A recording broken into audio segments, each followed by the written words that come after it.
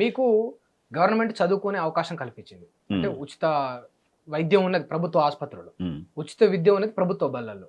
చదువుకోవచ్చు కదా. అంటే పర్టికులర్ గా ఇప్పుడు 57 ఉపకులాల్లో మీది బుడగ జంగాల కులం. బుడగ జంగాల నుంచి వెళ్ళి వచ్చిన ఈ యొక్క రాజలింగాన్ని చదువుకోకుండా ఎవరైనా అడ్డుపడ్డారు? ఫాస్ట్ మంచిగా అడిగారు మీరు. అడ్డుపడ్డారు అంటే అడ్డుపడ్డాడే కదా, మా సర్టిఫికేట్ రావడం కదా. మొన్నటి దాకా రాజశేఖర్ రెడ్డి ఉన్నప్పుడు మాకు ఆర్డీఓ నుంచి ఎంఆర్ సర్టిఫికేట్ మార్చిండు 5 కులాలకు. అంతకుముందు ఆర్డీఓ ఇచ్చాడు కదా. ఆర్డీఓ ఇవ్వాలంటే ఒక 50 కిలోమీటర్ 100 కిలోమీటర్ దూరం పోయి తిరిగి చెప్పులు అరిగిపోయి చదువు బంద్ చేసి మళ్ళీ ఎప్పటిలాగా వచ్చి కూర్చున్నాము. ఇప్పటి కూడా మా వాళ్ళు చదువుకోవడానికి చాలా ఇబ్బంది పడుతున్నారు. సర్టిఫికేట్ ఇప్పుడు ఏమంటున్నాం మేము, మీరు చదువుకున్నారు, ఎమ్మెల్యేలు ఎంపీలు కాదు, ముఖ్యంగా విద్యావంతులేరు కదా. అంతకన్నా ముందు విద్యావంతులు అయినాక మీకు మీరు అభివృద్ధి చెందారు కదా. మేము కూడా చదువుకుంటాము అంటున్నాము. మాకు వరి కన్నా మాకు సర్టిఫికేట్ ఇవ్వాలి కదా. ఇప్పుడు 5 కులాలకు ఇచ్చి కొన్ని కులాలకు ఇంకా 20-30 కులాలకు ఆర్డీఓ ఇస్తున్నాడు. ఎట్లా చదువుకుంటాము మేము? వాళ్ళతో ఎట్లా పోటీ పడతాము? వాళ్ళ పిల్లలతో ఎట్లా పోటీ పడతాము? వాళ్ళు ఏమంటున్నారంటే మీలో అంబేద్కర్ లాగా కష్టపడి పోరాడే తత్వం చచ్చిపోయి ఆయన సృష్టించిన, ఆయన క్రియేట్ చేసిన ఈ యొక్క రిజర్వేషన్ కు మీరు అలవాటు పడిపోయారు అని అంట.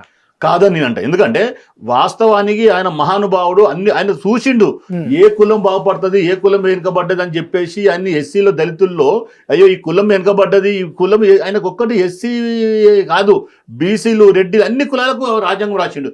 వరికన్నా బీసీలో కూడా ఉన్నది. కొన్ని కులాలు వెనుకబడ్డాయి కాబట్టి వరికన్నా వాళ్ళకు చేసిండు. వీళ్ళకు కూడా ఈ ఎస్సీలో కూడా ఎట్లా పరిస్థితి వచ్చింది అంటే మాలో అభివృద్ధి చెందిరు. ఆయన ఏమన్నాడు, జనాభా ప్రాతిపదికన మీ ఫలాలు మీరు తీసుకోండి అన్నాడు. ఇప్పుడు జరుగుతలేదు కదా అది. మహానుభావుడు ఆయన చెప్పిండు కదా.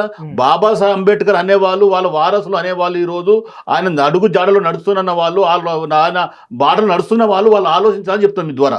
ఎందుకంటే ఆయన ఏమన్నాడు, మీ జనాభా ఎంతో ఆ జనాభా పక్కన తీసుకోండి, ఎక్కువ తీసుకోవద్దు. అంటే మీరు అంబేద్కర్ ఏది చేసినా రైటే అంటారు. రైటే చేసి అంబేద్కర్ చెప్పినని వాస్తవాలు. ఇదే అంబేద్కర్ ఏం చెప్పిండన్న రాజ్యాంగంలో, ఆయన రాజ్యాంగం రచించిన తర్వాత ఒక 10-15 ఏళ్ల తర్వాత ఈ రిజర్వేషన్లు ఎత్తేయండి అని చెప్పాడు.